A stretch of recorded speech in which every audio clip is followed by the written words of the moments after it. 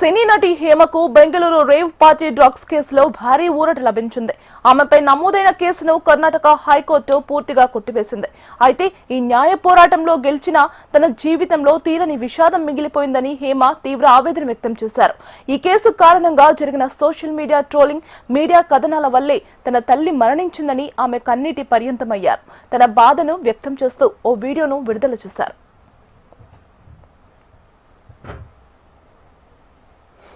Rave party కేసులో తనపై వచ్చిన ఆరోపణల్ని నిరాధారమని ఇప్పుడు న్యాయస్థానం తీర్పుతో తేలిపోయిందని తెలిపారు. ఈ నెల 3వ తేదీనే తీర్పు వెలువడిన జడ్జిమెంట్ కాపీ చేతికి అందే వరకు ఈ విషయాన్ని బయట పెట్టలేదన్నారు. ఈ కేసు విచారణ సమయంలో సోషల్ మీడియాలో వచ్చిన తప్పుడు కథనాలు, ట్రోలింగ్ తన తల్లిని మానసికంగా కృంగదీశాయని హేమ ఆరోపించారు.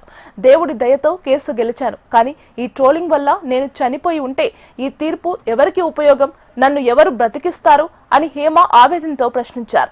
ఏడాదిన్నరగా తాను, తన కుటుంబం మానసికంగా, శారీరకంగా తీవ్ర క్షోభ అనుభవించామని, తనపై అసత్య ప్రచారం చేసిన ఎవరిని వదిలిపెట్టనని నటి హేమ హెచ్చరించారు. ఒక ఇష్యూ వచ్చేసరికి అమ్మ తట్టుకోలేకపోయారు. ఈ సోషల్ మీడియా ట్రోల్స్ వల్ల, ఈ న్యూస్ ఛానల్ వేసిన న్యూస్ల వల్ల అమ్మ చాలా కృంగిపోయారండి.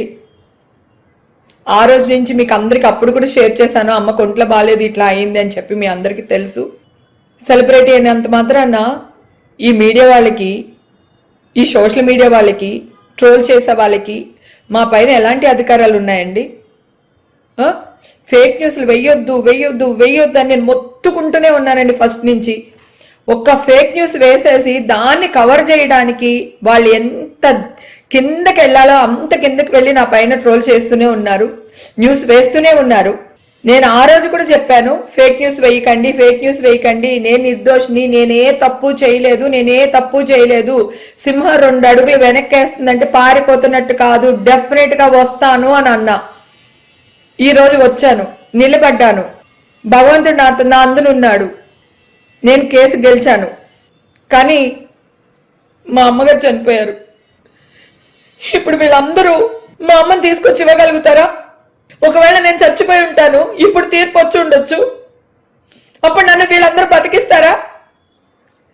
మనస్సాక్షి అంటూ ఒకటి ఉంటుందండి. ఎన్నిసార్లు ఎంత పోరాడాలి, పోరాడుతూనే ఉంటామా? ఆ దేవుడి దయ వల్ల, మా అమ్మ దయ వల్ల బతికి పట్టగట్టాను నేను. లేకపోతే నా పరిస్థితి ఏంటి? అందరూ అన్నారు, అందరూ మర్చిపోయారు, రేవే వదిలేవే, ఏం కాదులేవే, ఎందుకు బాధపడుతున్నావు అని. 1.5 ఇయర్ నుంచి నాలో నేనే మదన పడిపోతున్నాను. మానసికంగా, శారీరకంగా చాలా బాధపడ్డాను నేను. నా హీరోలకి నేను ఎవ్వరికి ఫోన్ చేయలేకపోయాను, నా డైరెక్టర్లు ఫోన్ చెప్పాను, వాళ్ళు నన్ను ఏం అనట్లేదు, కానీ మాట పడ్డది నేను, అవమాన భరించింది నేను, హెల్త్ పాడైపోయింది మా అమ్మకి. న్యూస్ వేసుకుని బాగుపడ్డ మీరందరూ బాగానే ఉన్నారు కదా. మిమ్మల్ని ఎవరిని వదలనండి, నేను ఎవరిని వదలను. నా